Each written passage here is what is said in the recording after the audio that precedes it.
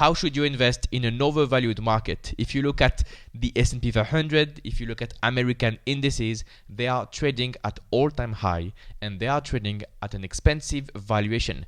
If you look at the Nasdaq, if you look at the S&P 500, if you look at the Dow Jones, they are trading high. So how can you find opportunities? My name is Christophe Nour. I'm a stock picker. I've been investing in the stock market for almost a decade with a performance of 24% per year. And I've seen this phenomenon of overvaluation in 2021. This was the era of the meme stocks, of the NFTs, of the bored apes, and the stock market was literally a casino. A casino, and a lot of things happen. Right now we have a different market, I would say, compared to 2021. We are not in a crazy era with free money, 0% interest rates.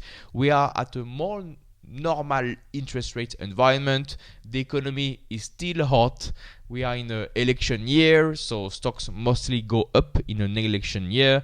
The interest rates are going down, and we have inflation that has been tamed. So this is not the same situation compared to 2021, but still this market in 2024 is expensive. If you look at the S&P 500 P ratio, I want on this website multiple, you have a valuation that can be considered high here. So where can I put my face? If you look at the 10-year performance for the 10-year PE ratio, you see that in 2015-16 the S&P 500 had a PE ratio of 23, 24, around 20, and then 2021 it was crazy with a PE ratio of 40. And now we are at 30. So how can you do it? Right now, let me assess the situation. You have a tech boom. You have AI craziness, an AI hype that is justified because all the earnings of NVIDIA are going up. So you have two aspects in this market. Okay, let me write some stuff. You have AI, or everything related to AI, that is going up, and these stocks have been going up for a while because earnings go up. If you look at the valuation for NVIDIA, for example, before it was called a bubble because of a high PE ratio, but earnings have been multiplied by 5, by 10, I don't know, by a lot, and stock price has followed. The stock price has followed. So you can say the AI boom is justified because of AI earnings growth. Okay. But all the money, all the capital in this market, in the Western world, is going into these names because this is the future. But if you are not AI, let's say N, not AI, this capital is down. You have outflows in this category. You have inflows in AI, outflows in non-AI names.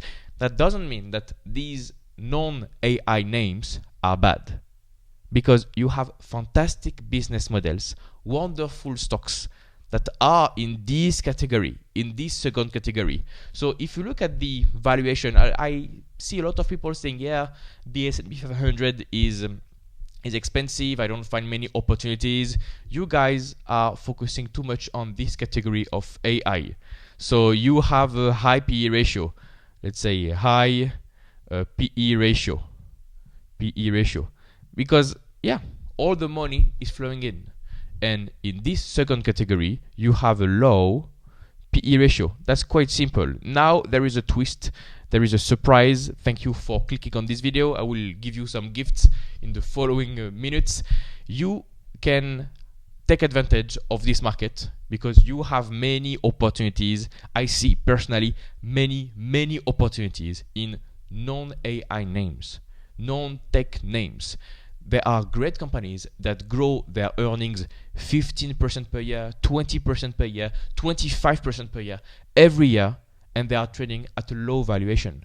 And we are not talking about a PE of 30 like the S&P 500, but I have companies that have a PE ratio of 15.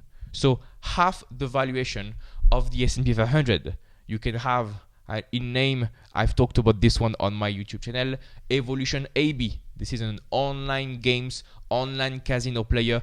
Check it out. Do your due diligence. I've made some videos about Evolution, so if you want, you can check what I think about the stock. By the way, if you're looking for a complete framework to analyze stocks and build a strong portfolio, I have a coaching program. More on that at the end of the video.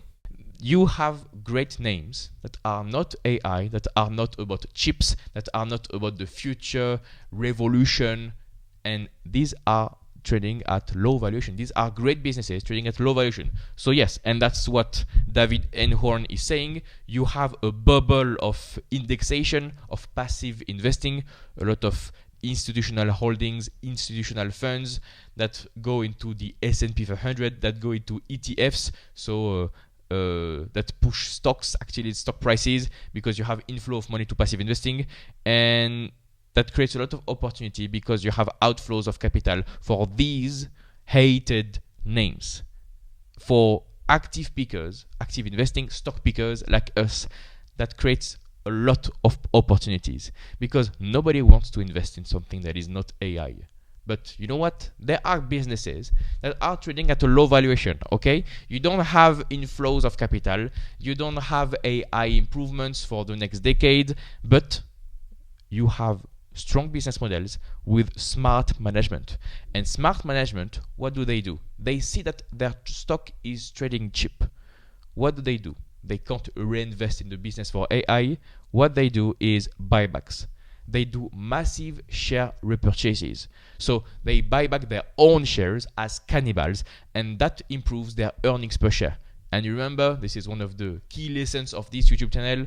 At the end of the day, in the long term, stock prices follow earnings per share, free cash flow per share. So if these hated companies do anything to repurchase their own shares, to improve their EPS, earnings per share, it will grow their stock price for the long term. So I see plenty of opportunities here in this space. And I've done a video about Monish Pabrai saying that he is saying the same thing for home builders in the US and for small car dealerships in the US. So yeah, you do your own due diligence. That's some quick advice here.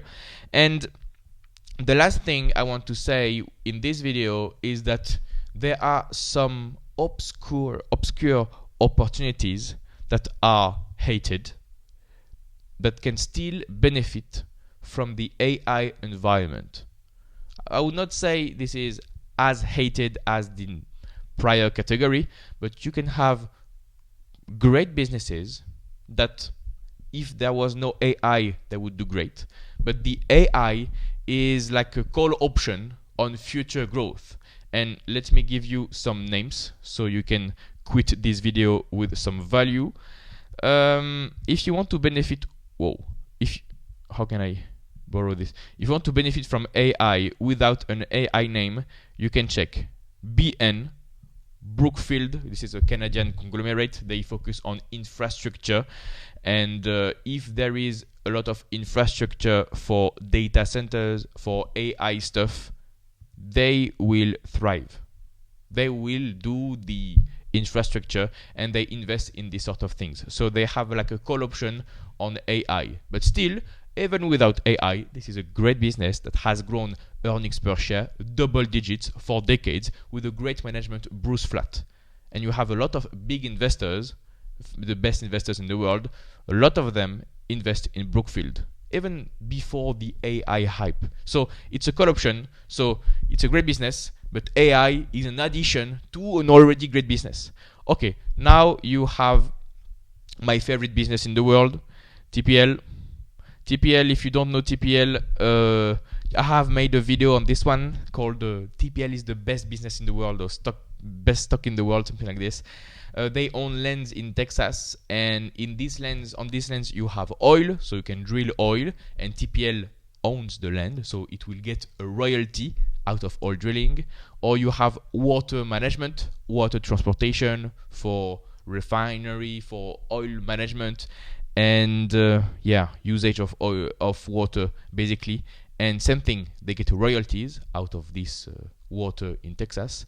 And you know what is in Texas also? A lot of lands with a lot of cheap energy.